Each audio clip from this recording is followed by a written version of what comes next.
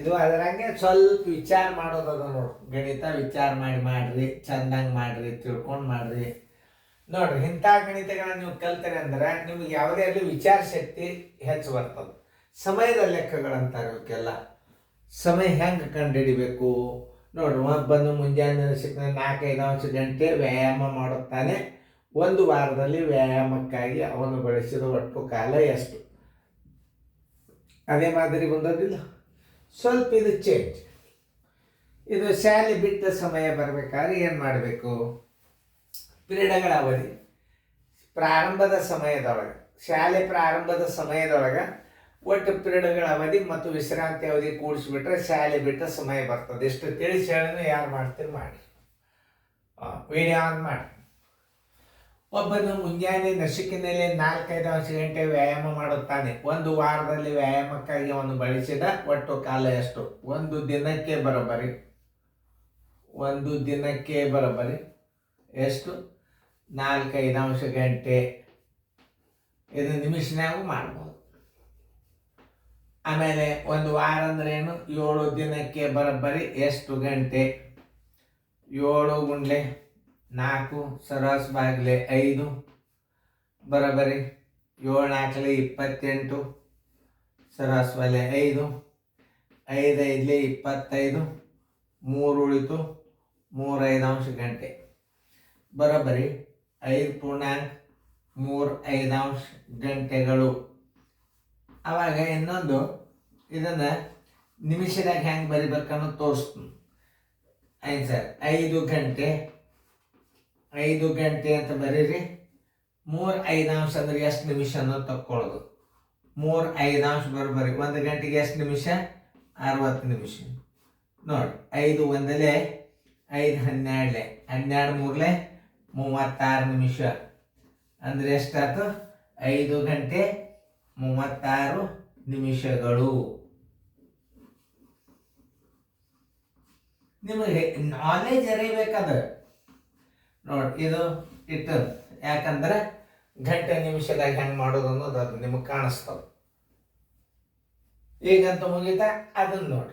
ಅದನ್ನು ಮಾಡೋದಾತ ನಾ ದೂರ ಸರ್ದನು ವಿಡಿಯೋ ನೀವು ಮ್ಯೂಟ್ ಮಾಡಿ ಬಿಡಿಸ್ರಿ. ನಾ ತಿಳಿಸ್ತೀನಿ ನೋಡಿ. ಒಂದು ಶಾಲೆ ಮುಂಜಾನೆ 8 ಗಂಟೆಗೆ ಪ್ರಾರಂಭವಾಗುತ್ತದೆ. ಶಾಲೆ ಒಂದು ಪಿರಿಯಡ್ 40 ನಿಮಿಷದಂತೆ 9 ಪಿರಿಯಡ್ಗಳು ನಡೆದವು. ಉಪಹಾರಕ್ಕಾಗಿ ಮಧ್ಯಂತರ ವಿಶ್ರಾಂತಿ 25 ನಿಮಿಷವಿದ್ದರೆ ಶಾಲೆ ಮುಕ್ತಾಯದ ಸಮಯ ಎಷ್ಟು? ಮೊದಲ ಪಿರಿಯಡ್ಗಳ ಅವಧಿ ತಗೋಬೇಕು. ಒಂದು ಪಿರಿಯಡಕ್ಕೆ ಎಷ್ಟು? 40 ನಿಮಿಷ. 9 ಪಿರಿಯಡಕ್ಕೆ ಎಷ್ಟು? 360 ನಿಮಿಷ. ಅಂದರೆ 360 ನಿಮಿಷ ಬರೋಬ್ಬರಿ 360 ನಿಮಿಷ ಬರೋಬ್ಬರಿ ಎಷ್ಟು ಗಂಟೆ ಅನ್ನೋದು ಹೇಳ್ರಿ ನೋಡು. ನಿಮಿಷಗಳು ಬರೋಬ್ಬರಿ 360ಕ್ಕೆ 60ರಲ್ಲೇ ಬಾಕ್ಸರ್ ನೋಡ್ರಿ. 60 6 360 ನಿಮಿಷಗಳು 5 ಅಂದ್ರೆ 6 ಗಂಟೆ ಏನು ಪಿರಿಯಡ್ ನಡೆದು. ವಿಶ್ರಾಂತಿ ಎಷ್ಟದ ನೋಡ್ರಿ. ಒಟ್ಟು ಅಲ್ಲಿ ಶಾಲೆಯಲ್ಲಿದ್ದ ಸಮಯ ತಗೋಬೇಕು. ಶಾಲೆಯಲ್ಲಿದ್ದ ಸಮಯ ಬರೋಬ್ಬರಿ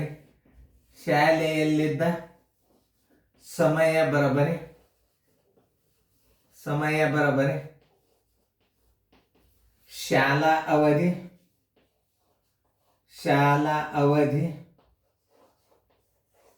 ಪ್ಲಸ್ ವಿಶ್ರಾಂತಿ ಸಮಯ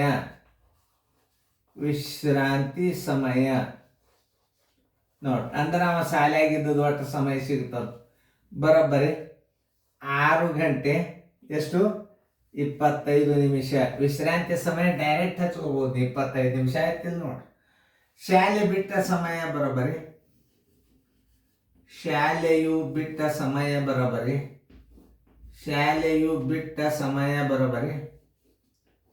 ಶಾಲೆ ಬಿಟ್ಟ ಸಮಯ ಬರೋಬ್ಬರಿ ಶಾಲೆ ಪ್ರಾರಂಭಿಸಿದ ಸಮಯ, ಶಾಲೆಯ ಪ್ರಾರಂಭದ ಸಮಯ ಪ್ಲಸ್ ಶಾಲೆಯಲ್ಲಿದ್ದ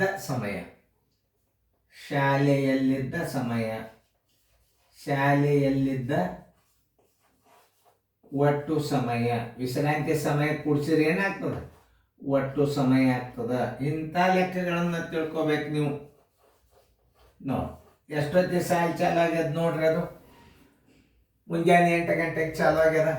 ಬರೋಬ್ಬರಿ 8 ಗಂಟೆ ಪ್ಲಸ್ 6 ಗಂಟೆ 25 ನಿಮಿಷ ಬರೋಬ್ಬರಿ 8 6 14 ಗಂಟೆ 25 ನಿಮಿಷಕ್ಕೆ ಸಾಲಿ ಬಿಡ್ತದೆ. ಅಂದ್ರೆ ಇದು ಬಸ್ಸಿನ ವೇಳಾಪಟ್ಟಿಕೆ ಆಗ್ತದೆ.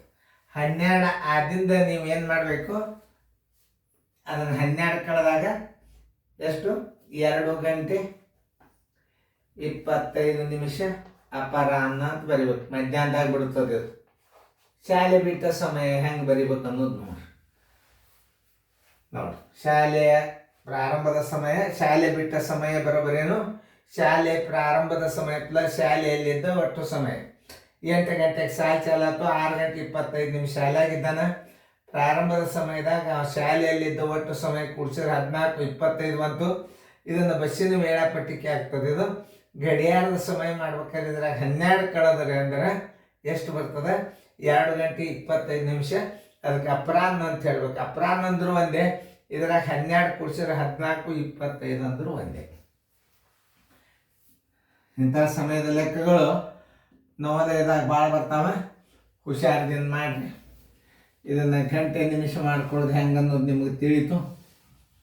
ಇವೆಲ್ಲ ಪಿರಿಯಡ್ಗಳನ್ನು ಸರಿಯಾಗಿ ಅರ್ಥ ಮಾಡ್ಕೋಬೇಕು. 60 ನಿಮಿಷ ಅಂದ್ರೆ 1 ಗಂಟೆ, 6 ಗಂಟೆ ಆಯಿತು. ಇದು ನೋಡಿ, ಇಂಥವೆಲ್ಲ ಗಣಿತಗಳನ್ನು ನೀವು ತಿಳ್ಕೊಂಡ್ರಿ ಅಂತಂದ್ರೆ ಭಾಳ ಸರಳ ಬರ್ತಾವೆ. ನೋಡಿ 40 ನಿಮಿಷಕ್ಕೆ ಒಂದು ಪಿರಿಯಡ, 9 ಪಿರಿಯಡಕ್ಕೆ 360 ನಿಮಿಷ. 360 ನಿಮಿಷಗಳು ಬರೋಬರಿ 6 ಗಂಟೆ. ಶಾಲೆಯಲ್ಲಿದ್ದ ಸಮಯ ಬರೋಬರಿ ಶಾಲಾ ಅವಧಿ ಪ್ಲಸ್ ವಿಶ್ರಾಂತಿ ಸಮಯ. ಶಾಲೆಯ ಒಳಗೆ ಇದ್ದದ್ದು 6 ಗಂಟೆ, ಮ್ಯಾಲೆ 25 ನಿಮಿಷ ಅದರ ಕೂಡ್ಸ್ಕೊಂಡ್ಬಿಟ್ರೆ ಡೈರೆಕ್ಟ್ ಬಂದುಬಿಡ್ತದೆ 6 ಗಂಟೆ 25 ನಿಮಿಷ. ಪ್ಲಸ್ ಹಾಕೋದು ಬೇಡ, ಮತ್ತು ನಿಮ್ಮ ಸಮಸ್ಯೆ ಬೇಡ. ಹಾಕಂದ್ರೆ ಹಾಕ್ತಾನೆ.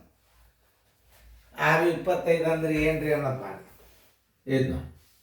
ಇದು 6 ಗಂಟೆ ಶಾಲೆ ಒಳಗಿದ್ದದ್ದು, 6 ಗಂಟೆ ಶಾಲೆ ಒಳಗಿದ್ದದ್ದು ಪ್ಲಸ್ 25 ನಿಮಿಷ ವಿಶ್ರಾಂತಿ ಬರೋಬ್ಬರಿ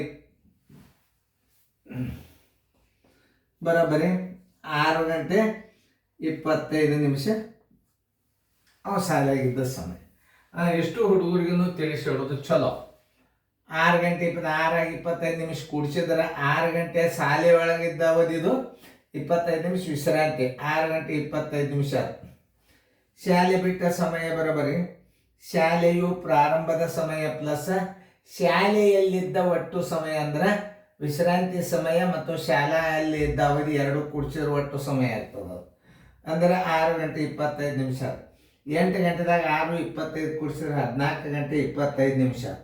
ಇದನ್ನು ಬಸ್ಸಿನ ವೇಳಾಪಟ್ಟಿಕೆ ಆಗ್ತದೆ. ಇದು 12ರಿಂದ 14 ಆಯ್ತು.